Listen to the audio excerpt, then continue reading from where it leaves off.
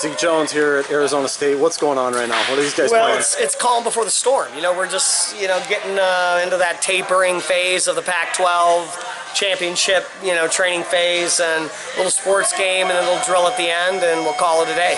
What is this these guys are playing? What are the rules here? It's handball, and the rule is don't get hurt. That's my rule. That's the one and only rule? Other than that, they like to play. I mean, it looks like they're just about wrapping up. They probably play about 30-40 minutes, just designed really to sweat and run.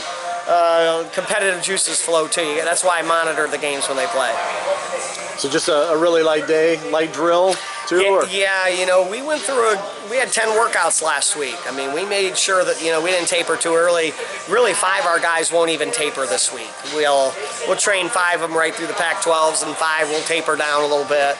Because it's still, 21 days away from the NCAA tournament, start of the tournament. 22, and so it's too early for us to start tapering yet. But of course, we want to get to the NCAA tournament. That's qualifying on Sunday. How do you feel about the Pac-12 going a week early?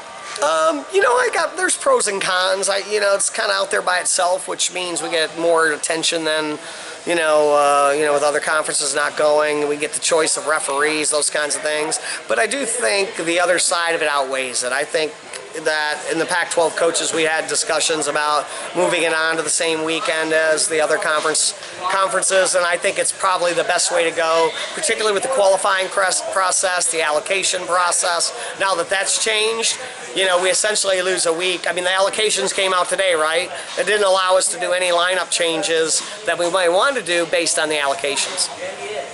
What do you think of the allocations? They come out the way you thought they might? Yeah, I think so. They came out as expected. I think our conference, for the amount of teams we have, they had about 50% of the total spots. I think we're at about the right spot.